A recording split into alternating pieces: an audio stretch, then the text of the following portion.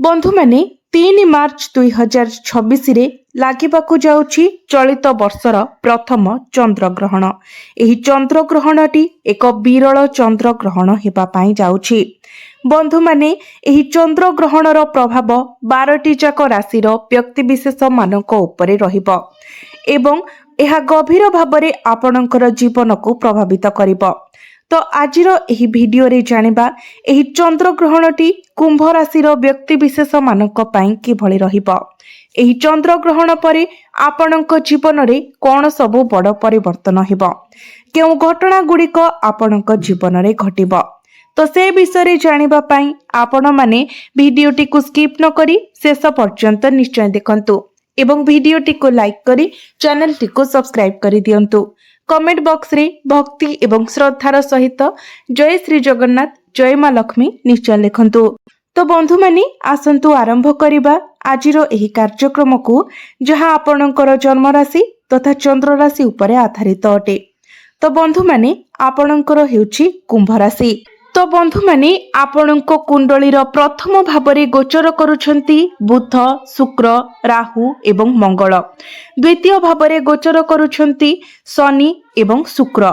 आपणकर पंचम भाबरे गोचर करुछंती देवगुरु बृहस्पति एवं सप्तम भाबरे गोचर करुछंती केतु। तेबे बंधु माने आपणक राशिर अधिपति शनि आपणकर द्वितीय भाबरे गोचर करुछंती। कोनोसी समस्या देखा जाउ नाही। केवल राहु एवं मंगल आपणकर प्रथम भावरे गोचर करुछंती। तो सेमाने आमर मस्तिष्क रे एक अंगारक दोष निर्माण करुछंती। प्रथम भावटी होइथाय आमर मनर भाव, मस्तिष्कर भाव। आमे निजे राहु एवं मंगल एकत्र प्रथम भावरे अंगारक जोगर निर्माण करुछंती, जहा फଳରେ आपणकर मुंड बिंधा भली समस्या देखा देई पारे, माइग्रेन भली समस्या देखा देई पारे, मुंडर गोटिए पाखरे जंत्रणा देखा देई पारे। आपणक मध्यरे एग्रेशन मध्य बढ़ी जीवो, आपण आक्रमणात्मक होई पारंती। किंतु इम्यूनिटी सिस्टम आपणकर ठीक ठाक रहिबो, जेतु शनिकर स्थिति बहुत भल रहुछि। तेणु आपण ओभर थिंकिंग ठारू दूरे रहंतु एवं एग्रेशन को कंट्रोल करंतु। विद्यार्थी मानक कथा जदि देखिबा तो आपणक पई शिक्षा क्षेत्र रे बहुत बड़ सफलता आसीबाको जाउछि। कारण आपणकर पंचम भाव शिक्षा भावर अधिपति बुध आपणकर प्रथम भावरे गोचर करुछंती एवं आपणकर पंचम भावरे गोचर करुछंती देवता मानकर गुरु देवगुरु बृहस्पति, जे कि 11 मार्च को बकरीरु मार्गी हेबा पाई जाउछंती। गुरु हेउछंती ज्ञानर कारक ग्रह। बुध मध्य आपणकर प्रथम भावरे गोचर करुछंती। यार अर्थ हेउछि आपण आपणकर पाठ पढ़ारे आग्रही हेबे, आपणकर ध्यान पाठ पढ़ारे केंद्रित हेबो, आपणकर आत्मविश्वास बढ़िबो, आपणक मध्यरे कॉन्फिडेंस लेवल बढ़िबो।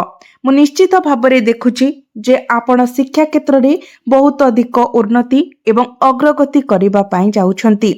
आपण निज उपरे विश्वास रखंतु। आपण जहा चाहुछंती आपणकु निश्चित भाबरे ताहा प्राप्ति हेबो।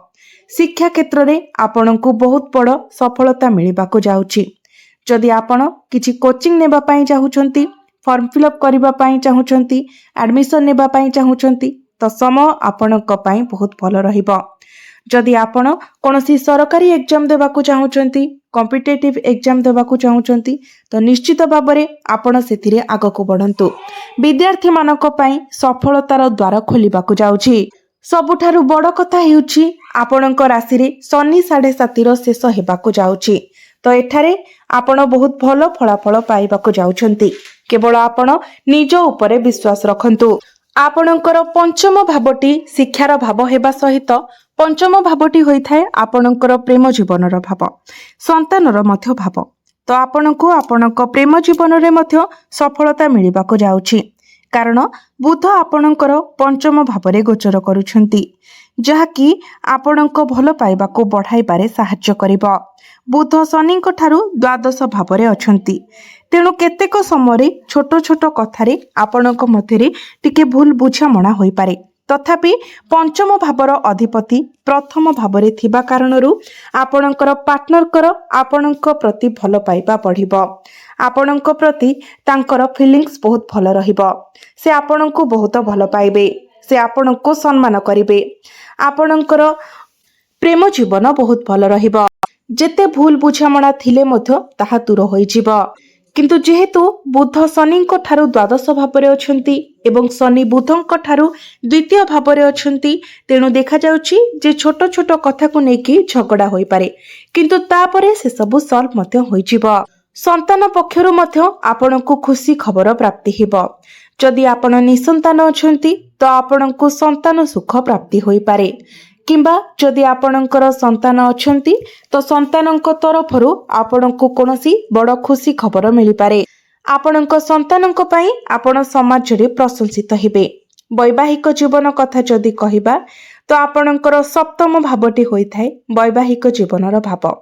आपणक सप्तम भावर अधिपति हेउछंती सूर्य, जे कि आपणकर प्रथम भावरे गोचर करूछंती। सूर्यंकर दृष्टि सप्तम भाव उपरे ही रहुछि। 15 तारिखरु सूर्य एवं शनि एकत्र रहिबे, अर्थात सूर्य आपणकर द्वितीय भावको चली जिबे।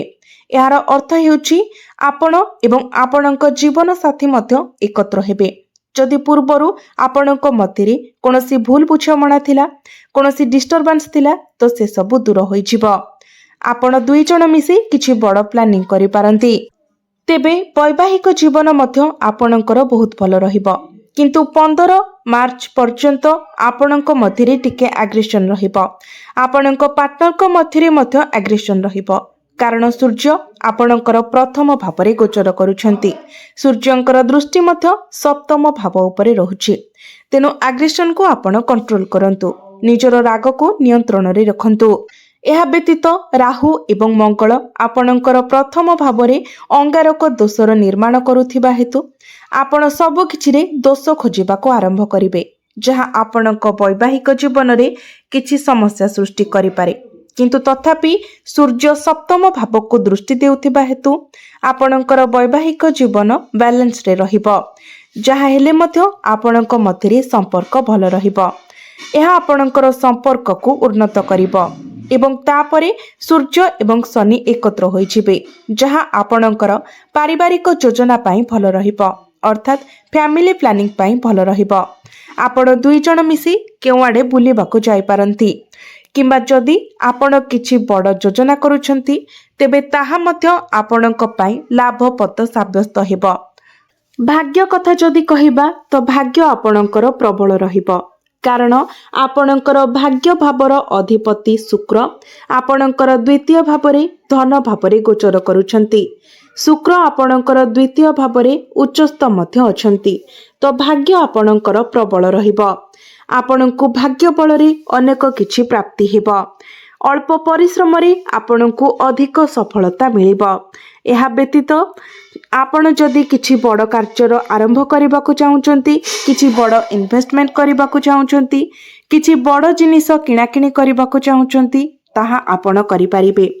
कोनोसी दिगरु आपणको बड़ धन लाभ मध्य होई पारे, कारण द्वितीय भावटी होइथाय धनर भाव, तो आपणको कोनोसी दिगरु बड़ धन लाभ हेबार संभावना रहुछि। आपणको गृहरे कोनोसी शुभ मांगलिक कार्यर आयोजन होई पारे। आपण कोनोसी धार्मिक यात्रा करि पारंती। पितांको ठारू आपणको सहाय्य सहयोग प्राप्ति हेबो। आपणको संपूर्ण मात्रा रे आपणको भाग्यर समर्थन मिलिबो, तेणु चिंता करिवार कोनोसी विषय नाही। आपण देखंतु जे ग्रह गुड़िक आपणको प्रत्येक दृष्टिरु समर्थन करूछंती। क्यारियर कथा जदि कहिबा तो आपणक क्यारियर भावर अधिपति हेउछंती मंगल। मंगल आपणकर प्रथम भावरे गोचर करूछंती। मंगलଙ୍କ सहित राहु मध्य अछंती।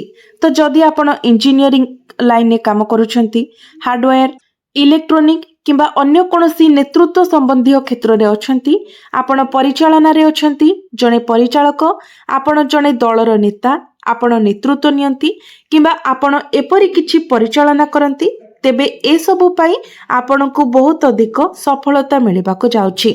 कारण दशम भाव एवं मंगल राहु सहित प्रथम भावरे अछंती।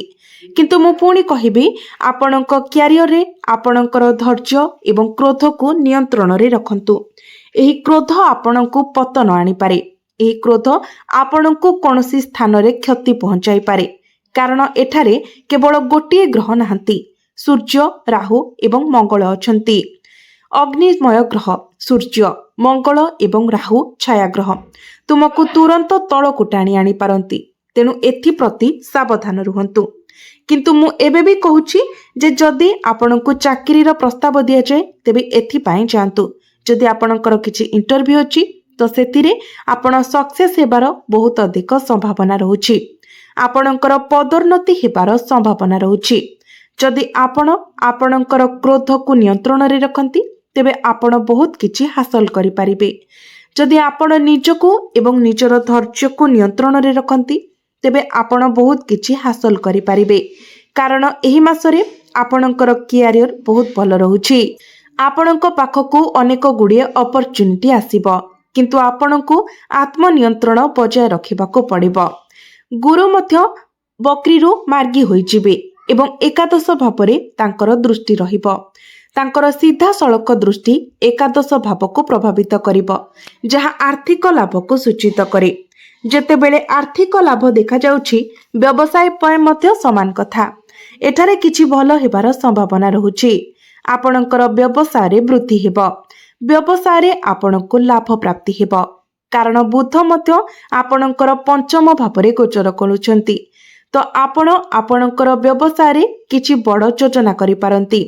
ଆପଣଙ୍କର ବ୍ୟବସାୟରେ କିଛି ନୂଆ ଯୋଜନା କରିବେ ଏବଂ ଏହାକୁ ପୂରଣ ମଧ୍ୟ କରିବେ।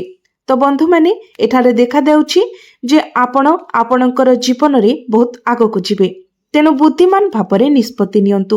ଏହା ଆପଣଙ୍କ ପାଇଁ ବହୁତ ଭଲ ରହିବ। ଏବେ ଆସନ୍ତୁ ଜାଣିବା କିଛି ପ୍ରତିକାର ବିଷୟରେ, ଯେଉଁ ପ୍ରତିକାର ଗୁଡ଼ିକ କରିବା ଦ୍ୱାରା ଆପଣଙ୍କୁ ଅଧିକ ମାତ୍ରାରେ ଶୁଭ ଫଳ ପ୍ରାପ୍ତି ହେବ। ତ ସେଥିପାଇଁ ଆପଣ ପ୍ରତ୍ୟେକ ଦିନ ଶନିଙ୍କର ବୀଜ ମନ୍ତ୍ର 108 ଥର ଜପ କରନ୍ତୁ। ଏହା ସହିତ ପ୍ରତ୍ୟେକ ଦିନ ଆପଣ ହନୁମାନ ଚାଳିଶାର ପାଠ କରନ୍ତୁ। ପ୍ରତ୍ୟେକ ଦିନ ଶୁକ୍ରଙ୍କର ବୀଜ ମନ୍ତ୍ର 108 ଥର ଜପ କରନ୍ତୁ ଏବଂ ପ୍ରତ୍ୟେକ ଦିନ ଉଦିତ ସୂର୍ଯ୍ୟଙ୍କୁ ଆପଣ ତମ୍ବା ପାତ୍ରରେ ଜଳାର୍ଘ୍ୟ ଅର୍ପଣ କରନ୍ତୁ। ଆପଣଙ୍କୁ ଅଧିକ ମାତ୍ରାରେ ଶୁଭ ଫଳ ପ୍ରାପ୍ତି ହେବ। ତ ବନ୍ଧୁମାନେ, ଆପଣଙ୍କର ଜୀବନ ମଙ୍ଗଳମୟ ହେଉ, ଏହା ହିଁ ଈଶ୍ୱରଙ୍କ ନିକଟରେ ମୋର ପ୍ରାର୍ଥନା। ଧନ୍ୟବାଦ।